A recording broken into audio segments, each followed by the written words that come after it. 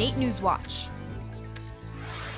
Speed demons could be facing some hefty new penalties. Excess of 50 kilometers an hour over the posted speed limit. Step Out for Lupus takes strides towards a cure. Right now it's just research on trying to find a cure and, what better way to get out and, supported by walking and raising money. And Edmonton's homeless discover the healing power of horses. It just seems like it's having a real positive effect on everyone. NAIT NewsWatch starts right now. Good evening. Edmonton drivers may face an additional consequence if they decide to tear up the streets. City Police and RCMP, along with other agencies, are putting out a friendly warning to slow down, or else. Our Taylor Jackson joins us with more. Taylor? In recent months, speeds almost tripling the posted speed limit have been clocked in and around our city. Police are now coming together to combat these dangerous drivers. Scenes like this, with vehicles speeding at 200 kilometers an hour, show the reality of what happens when speed and impact collide. Reggie Attiker lives on the north side of Edmonton with a 50-minute commute to work. He admittedly exceeds the speed limit without thinking about the consequences that may come with dangerous driving. 5 minutes running late or going places, just you don't think about the aftermath, what's going to happen. It's just for the moment, you just want to get there as soon as possible. Vehicles nowadays have changed drastically, being able to reach breakneck speeds with modified seatbelts and airbags.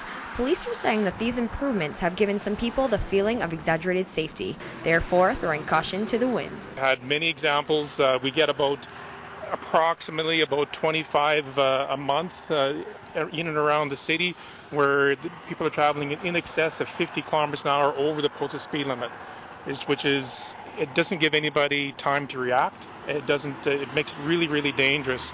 With speeds exceeding 50 to 100 kilometers over the posted limit, police are frustrated that the penalty is often just a ticket. They are now working with the province to seize vehicles of those who need a bigger deterrent. An analyst for injury control agrees with these future safety goals. Well, I think that the enforcement is important because for people to change behavior based on enforcement, it needs to be swift, and it needs to be certain, and it needs to be severe. And for Reggie, that may be what it takes to slow down. If you really think about it, then definitely, makes sense to slow down.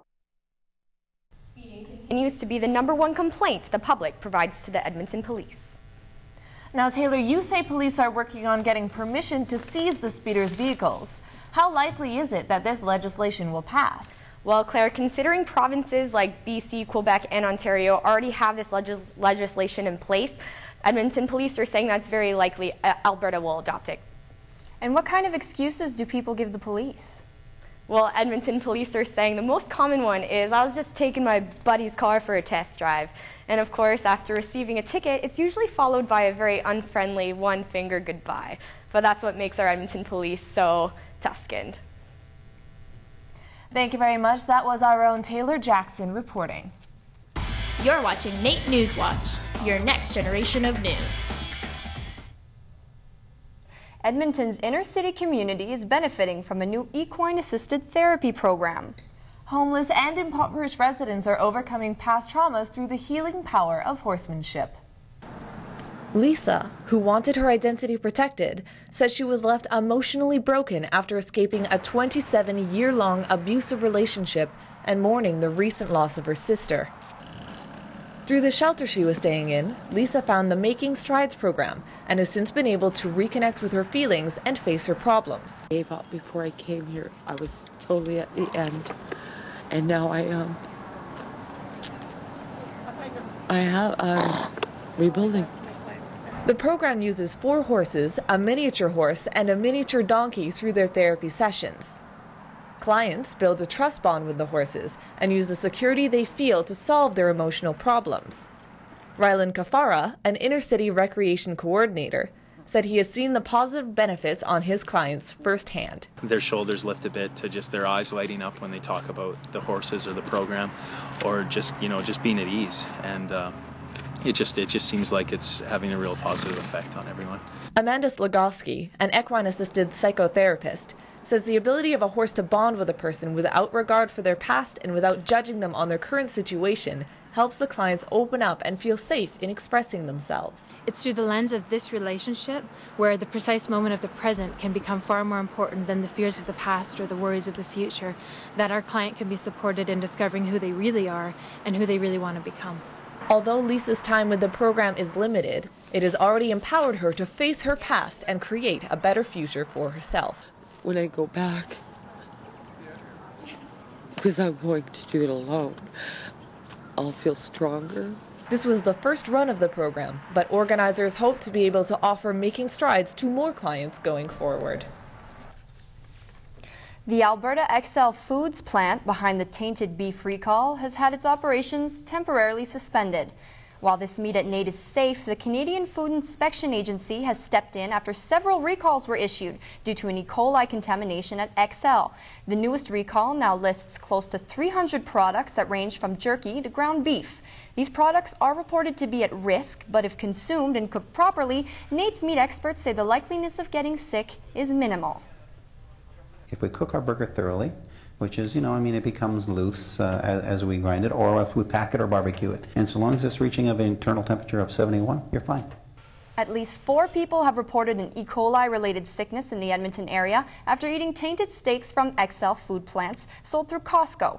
The CFIA says the license will be suspended until corrective measures can be implemented.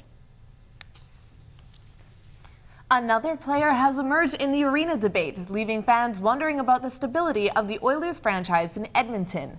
Last Monday, Daryl Cates flew to Seattle alongside Kevin Lowe and Patrick LaForge to discuss options for the future of the team. Seattle has just approved the construction of a new $490 million multi-purpose arena. The threat of a move is due to an impasse regarding the cost of a new downtown facility and desired subsidies by Cates. Cates' trip is sparking questions among local hockey fans, many of whom say Edmonton should just pay up. I think they should just pay up. They'll make it back. It won't be a big issue for them. I think they should come to some compromise, but I think the city will probably go into a bit of a riot if they lose. It's going to be a really big improvement on the city. It's going to make the city more modernized. It's going to bring a lot of tourism in. The clock is ticking for Edmonton to make its decision. The Oilers only have 24 months left in their contract with Rexall Place. The City Council has given Cates until October 17th to come up with the final arena details. A new Edmonton giant was unveiled earlier this week, and this time to honor one of the city's cultural arteries. 3, 2, 1. The mural was finished Wednesday just in time for the ribbon-cutting ceremony. The new piece is located in the heart of White Ave on 104th Street. The artists, Trevor Peters and Shane Burney, wanted to create something that could represent not only the popular nightlife of the area, but also the diversity that White Ave features during the day. Its creation is thanks to Capital City Cleanup's Graffiti Management Program, an initiative that focuses on promoting legal art on city walls. What Capital City Cleanup is trying to do is to remove the amount of graffiti vandalism in the city. We're trying to work with property owners to beautify our city. The art piece is the 9th of its kind since the beginning of the City Cleanup's graffiti project in 2008. Well, Edmonton's beach bums might have a sandy place to relax a little closer to home. That is, if a recent proposed beach project develops. The proposal, which was presented to Council on September 17, pitched the idea of building a man-made beach close to the North Saskatchewan River. The beach is supposed to encourage more people to explore the river valley. But before anything moves forward, safety and environmental concerns must be addressed. Locations being considered include Horlack, Rundle, and Gold Bar Park. This beach would be in addition to a spray park planned by the Federation of Community Leagues and a wading pool planned for Horlack Park. A new project is looking to bring together Edmonton's community through a different perspective. Project Citizenship premiered Monday at Snap Gallery downtown. The project's main goal is to help those with developmental disabilities realize their full potential in society. Their stories were shared in the form of art throughout the gallery, including one piece created by support worker Juanita and project member Scott Goulet, who for many years has been contributing by working at his local Home Depot and spending time in his community. Give me taking pictures of my outings. The Project Citizenship is a 2-year grant collaboration with the University of Alberta, Nana Haggerty Centre for the Arts, and Skills Society, a support system for those with disabilities.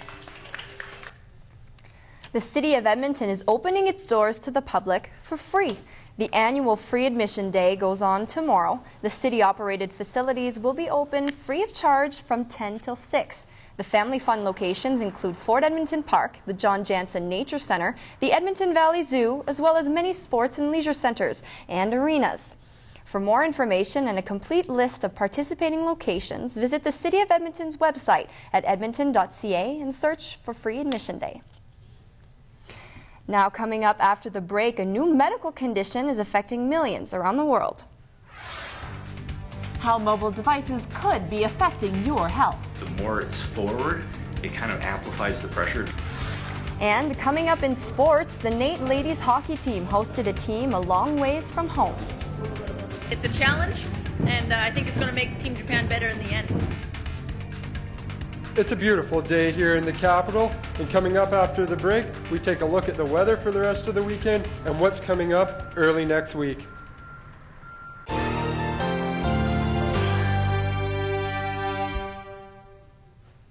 Signed, sealed, and delivered, but not necessarily in that order. It's been a very busy summer for staff at the Edmonton Zoo, who have welcomed a new addition. Nika is a 10-week-old northern fur seal, born in the Arctic Shores habitat.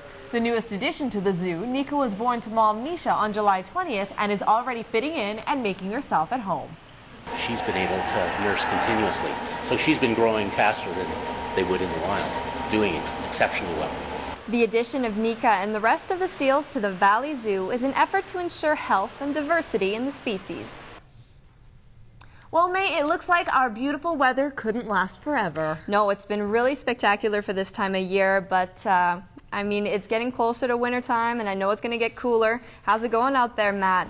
Well, it's beautiful today, and it looks like that trend is going to continue till tomorrow. But as we look at the weather for early next week and Sunday, down in Calgary, we have a low of 6 and a high of 20 with a mixture of sun and cloud. Calgary's got some bad news, though. Coming into Tuesday night, maybe Wednesday, they're looking at a possibility of snow. Now, over in Jasper, there's a low of 2 and a high of 15 with a mixture of sun and clouds.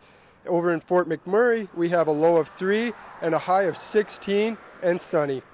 Now, here in the capital for tomorrow, we have a low of 7, a high of 17 with a mixture of sun and cloud. The average for this time of year is about 20, so we've been over that lately. And the record low being minus 10 in 1883, and the record high is 27 in 2008. Weather is brought to you by NR92, the station for the students. So we should be ready for that cooler weather to start setting in, maybe feel a little bit more like fall as the week goes on. But for tomorrow, get out and enjoy the sunny weather. Eek, I hope the snow stays down in Calgary. Thank you, Matt. That was Matt Inglis joining us live from the NAIT NewsWatch studios. It's a new medical condition facing countless people around the world. The overuse of handheld mobile technology is becoming what some say is a pain in the neck. Wayme Teeter reports. With more than 1 billion text messages sent every month worldwide, text neck is on the rise. Caused by flexing the neck forward for long periods of time, people are beginning to feel its effects. And texting as well, sitting at computers and students carrying bags and all that kind of stuff, it's being a lot more prevalent. Texting is not the only offender behind the pain. People of all ages spend countless hours a day hunched over numerous types of devices, such as tablets, PDAs, MP3 players, and e-readers. Maybe like 5 hours, including bus ride. Every 5 minutes, maybe, I check it. According to a recent survey, Canadians are using their smartphones on average of 2.8 hours every day. Although those numbers are down from last year, the effects remain just as painful.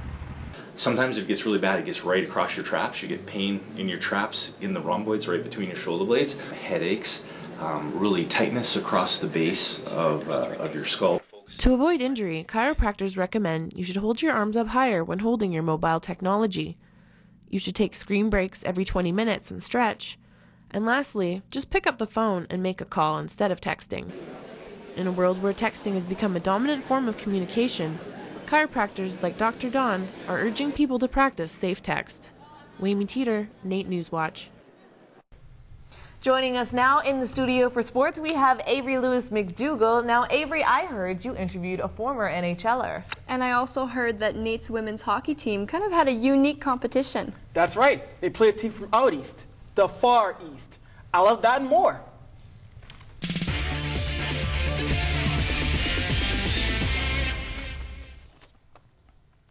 NAIT's women's hockey team had the honor of playing international competition this past week in the form of the Japanese national team. This was the first ever meeting between the Japanese team and NAIT, and early on the Japanese held their own in their own zone and struck first on a goal from Chika Osawa. Traditional Japanese drums were played during the first intermission, adding to the uniqueness of this one. In the second, Japan kept up the attack and ended the second up 2-1. NAIT did get one back on a goal in this mad scramble from Vanessa Klimke, but Japan would add a third goal to win 3-1. Afterwards, overtime and shootout were played. Look at the hands on Japan's Haru Yohama. That's such a filthy goal, a great way to end the night. Afterwards, I talked to coaches from both teams. Oh, it's fun. You know, it's fun for the girls, and to get the opportunity to come to Canada and play different universities, it's a challenge, and I think it's going to make Team Japan better in the end. We're ready for our regular season. We have 3 more exhibition games left before we hit our regular season, and I think those are a couple weeks away. So I think we'll be ready once the regular season gets here. NAIT continues its preseason play on October 12th at the Edge in Calgary. A former blue liner for the Oilers is now on the radio airwaves. The Jason Strudwick Show, we're on. We have a big show lined up for you tonight. It's not every day that a former NHL player is the host of a sports talk show, but that's the case for former Oiler Jason Strudwick. The former defenseman is loving his new gig and enjoys going deeper into stories. I love knowing where did this guy come from, what did it take for him to get there. So when I do a lot of my interviews, I specifically with athletes or coaches in any sport, I want to hear, how did you get to where you're at? Bold words. Strudwick has been involved in the radio side of Edmonton media before, appearing numerous times on fellow host Jason Gregor's afternoon show. He asked me to join his show on Fridays and help him out and just kind of have fun with it. And I kind of got to know the business, and how it works. Not the business so much, but the in and outs of getting out of breaks and things like that. I kind of learned a lot from him. The Jason Strudwick Show can be heard from 9 p.m. to midnight on the Team 1260 every weeknight. The Edmonton Huskies are in action this week, and at 0-6, it is tough to keep morale high. 2012 has been tough for teams taking their lumps, but there have been bright spots and development chances for GM Bob Buelow and head coach Ricky Walters. It is tough. Look, it is really tough. It's tough for the players. It's tough for us, but the bottom line is we want to win. We've got a good group of young guys, and we're going to get through this here, and we're going to be all right. It's been fun. It's been like a progress to make sure that we're doing the right things. Like when you're losing games, you want to make sure the guys are continuing to come out, continue to compete and do the right things. The Huskies play on Saturday night at Clark against the unbeaten Calgary Colts. Last week, Edmonton Indy operator Octane Motorsports withdrew from the race and it will not run in 2013. I talked with Edmontonians to get their thoughts on it. I don't think it's good. I like the Edmonton Indy. I'm personally not a racing fan, but I think it's good for the city. It's good for the culture. Well, it's good. I heard it was a financial burden for Edmontonians and Edmonton taxpayers. I mean, not generating enough income. I think the Indy is good. I think that it brings in good revenue for the city and it benefits us. I think it's kind of silly that they pulled out. Last year's Indy was the 7th race to be run in Edmonton. NAIT's Aquatic Center has gone through a major change this summer. NAIT pools have changed its water cleaning strategies, moving from chlorine to salt. The change happened in June as the pool was catching up to other Edmonton swimming locations. Lindsay Ryan, head program for aquatics, says that change is better for people's swimming experience. We find that having a salt-based pool is a lot more sensitive on people's eyes and skin and hair, so they can experience the water without having the irritation that sometimes chlorine causes. Lindsay also says she has noticed an increase in visitors. Unlike chlorine-based pools, swimmers now have the option to open their eyes underwater without glasses. Well, that's certainly interesting. It's almost like swimming in the ocean. Exactly. It's a fantastic experience if you ever tried sometime. Yeah, I don't know about you, but I look forward to checking it out. It's fun. Sure, thank you, Avery. Coming up after the break, Edmontonians stepped out to raise money for medical research. The annual Lupus Walk hit Rundle Park this week. It's not a well-understood disease. And in entertainment, we check out the Home and Interior Design Show at the Expo Center. NAIT NewsWatch jackets, sponsored by JobSite Workwear. The Lupus Society of Alberta hosted their annual Step Out for Lupus campaign. And Claire and I laced up our running shoes for the 5-kilometer walk. Over 100 people gathered in Rundle Park last weekend to raise money for the Lupus Society. Beyond raising money, it's really important to us that we also raise awareness of lupus. It's not a well-understood disease, despite the fact that it's relatively common. Lupus is an autoimmune disease, meaning the patient's own immune system attacks them from the inside. There's no cure, only treatments to stabilize the disease. David Adamakoansa, a lupus fighter and leader of our team, raised over $700 for the cause. Right now it's just research on trying to find a cure, and what better way than to get out and supported by walking and raising money. Inspired by David's strength in the face of lupus, we hope that supporting further research will lead to a cure. And this week in entertainment, our reporter Rianne McDonald-Wicker checks out what's new and exciting at the Edmonton International Film Festival. And she checks out the Home and Interior Design Show. All that and more coming up in entertainment.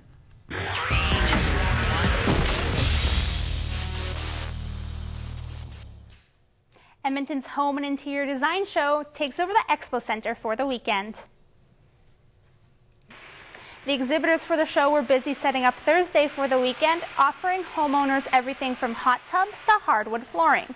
Renovation material is not the only thing at the show. Experts on home renovations and interior design spoke today on how to update your home. Sarah Richardson is our designer rock star. Sarah is the most sought after. She's the most popular design person in Canada.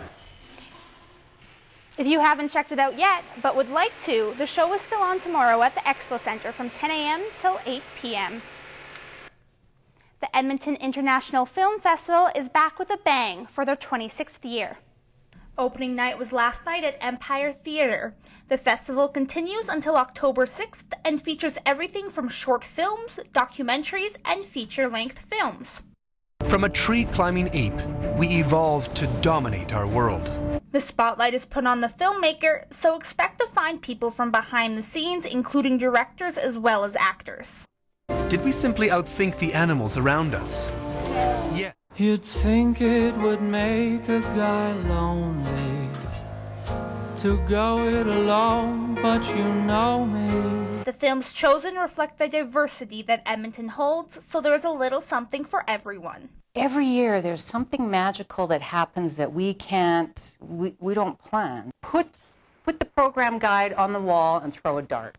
You won't be disappointed. The Edmonton International Film Festival had humble beginnings with only one screen, but has grown to 128 films from 23 different countries played over a span of 9 days. Who knew a flying rat tastes so good? Hand in mine. Ticket information is available on their website, edmontonfilmfest.com. Some people may be disappointed, but the Winter Light Festival and events unfortunately had to be suspended due to lack of funding. Since there was less money available, event organizers did not want to lower the quality of the festival. However, there will be a Mill Creek Adventure Walk for those who are interested. Ariel's Acrobats in Astonishment, Cavalia, is in Edmonton. The show carries a sense of mystery present in how the riders, acrobats, and tumblers perform flawlessly on and around horses. It is not only captivating to the audience, but to the riders as well. I remember when I first saw Cavalia how inspired I was to see the show, and now that I'm a part of that inspiration to 2,000 people every night, it's really really big blessing, you know. Cavalia includes Roman and Liberty riding, as well as acrobats and tumblers performing with the horses. The show's end date is determined by ticket sales and has already been extended twice. For you concert junkies, here's a list of a few concerts happening in the upcoming months. Next week on October 5th, the Smashing Pumpkins play Rexall Place. Then on October 19th, the Nitty Gritty Dirt Band comes to Edmonton for all you country fans. Mariana's Trench plays Rexall on October 29th, and in late November on the 22nd, the Red Hot Chili Peppers come to town. Barden University will never be the same after Becca is done with it in Pitch Perfect. Strictly bitch, you don't play around, cover much ground, got game by the pound. Pitch Perfect is a comedy that follows the a cappella scene at Barden University. One group, the Barden Bellas, want to redeem their name at this year's a cappella championship. Sorry, I don't even sing. Oh my god! You can sing! Becca is coerced to join the Bellas by her dad. The Bellas desire to win, and Becca's remixing talent leads to a change of direction for the group. What are you doing? Horizontal running. The Bellas do a total revamp for a chance to beat their male rivals, the Treblemakers. You girls are awesome. Lee Horrible, I hate you, kill yourselves. Girl Powers! You guys are going to get pitch slapped so hard, your man boobs are going to concave. Pitch Perfect hits theaters everywhere on October 5th. I actually got a chance to see an advanced screening of Pitch Perfect, and it's definitely a movie you don't want to miss. All you Glee friends will really enjoy it. When a seagull steals your camera, you really do get a bird's eye view. Check out this week's viral video.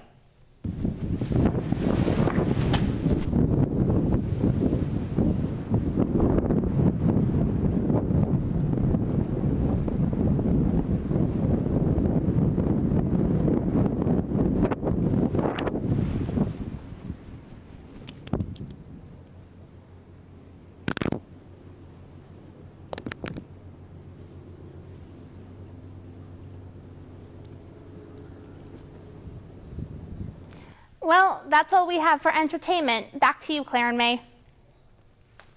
Thank you, Rianne. Wow, can you believe a bird just went up and stole that guy's camera? That is insane. I really thought that it was staged for a moment, but then you actually saw the wing on the top of the camera. Thank you very much for watching, everybody. Enjoy the rest of your weekend.